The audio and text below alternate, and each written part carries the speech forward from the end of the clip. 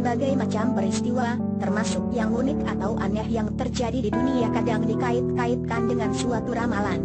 Bukan hanya ramalan dari orang-orang yang dianggap punya ilmu atau kemampuan, tapi orang juga bisa melihat atau menyaksikan sendiri apa yang terdapat dalam kitab suci kemudian benar-benar terjadi.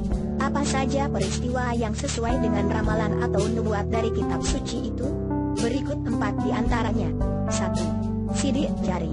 Setiap manusia memiliki sidik jari yang berbeda, termasuk mereka yang terlahir kembar identik. Karena itulah sidik jari menjadi tanda pengenal manusia yang membedakan seseorang dengan orang lainnya. Menurut penulis asal Turki Harun Yahya, sistem pengkodean ini dapat disamakan dengan sistem kode garis, barcode, sebagaimana yang digunakan saat ini. Menurut dia, hal itu disebabkan sidik jari setiap orang adalah khas bagi dirinya sendiri. Sidik jari dipakai sebagai kartu identitas yang sangat penting bagi pemiliknya dan digunakan di seluruh penjuru dunia.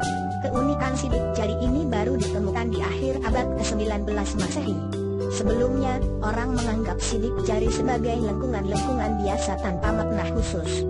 Pada abad ke-7 Masehi, kitab suci Al-Quran telah menyebutkan bahwa sidik jari menjadi tanda pengenal manusia. Dalam Al-Quran disebutkan mudah bagi Allah untuk menghidupkan manusia setelah kematiannya. Pernyataan tentang sidik jari manusia secara khusus ditekankan dalam sebuah ayat.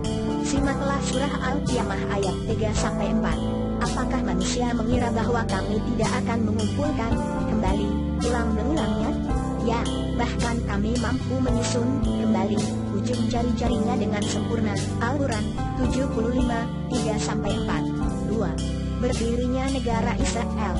Konflik Palestina dan Israel hingga kini masih berlangsung.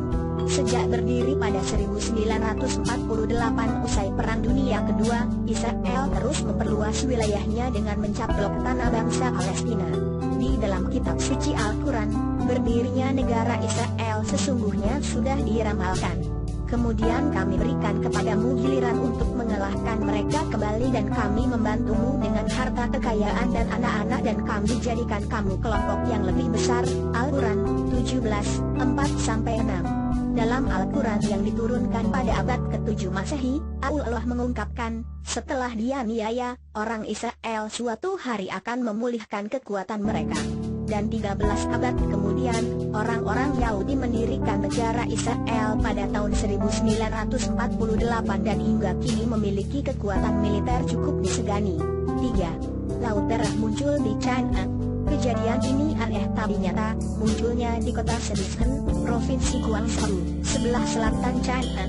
Warga dan pengunjung pantai Shenzhen kaget karena Selasa, 25/11 pagi, muncul ombak warna merah darah seperti dilansir stasiun televisi CCTV News.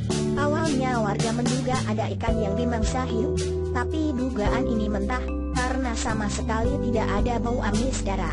Sebagian bahkan menyinggung soal ramalan dalam Injil yang menandakan kiamat akan tiba ketika laut berwarna merah.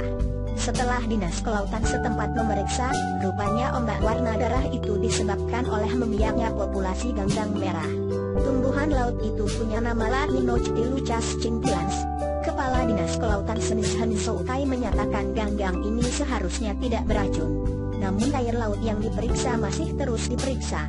Jadi kami menyarankan warga dan wisatawan tidak bersinggungan dengan air laut terlebih dulu, kata Kai. Pemerintah setempat menilai fenomena ini jarang, tapi sangat mungkin terjadi. Kai menilai tidak perlu mengaitkan ombak warna darah dengan tahayul macam-macam. Populasi ganggang itu disebabkan perubahan meteorologis dan hidrologis di kawasan sekitar, ujarnya. 4. Penentu jenis kelamin bayi. Pada awalnya, manusia meyakini jenis kelamin bayi ditentukan oleh sel-sel ibu. Ada pula yang percaya jenis kelamin ini ditentukan secara bersama oleh sel-sel lelaki dan perempuan. Jauh sebelum ilmu pengetahuan mengetahui tentang rahasia jenis kelamin bayi, pada abad ke-7 Masehi, kitab suci Al-Quran telah memberitahu jenis kelamin laki-laki atau perempuan diciptakan dari air mani apabila dipancarkan, artinya oleh pria.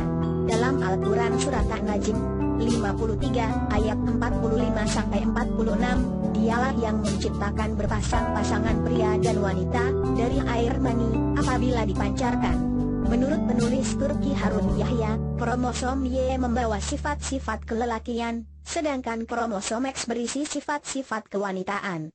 Di dalam sel telur ibu hanya dijumpai kromosom X yang menentukan sifat-sifat kewanitaan.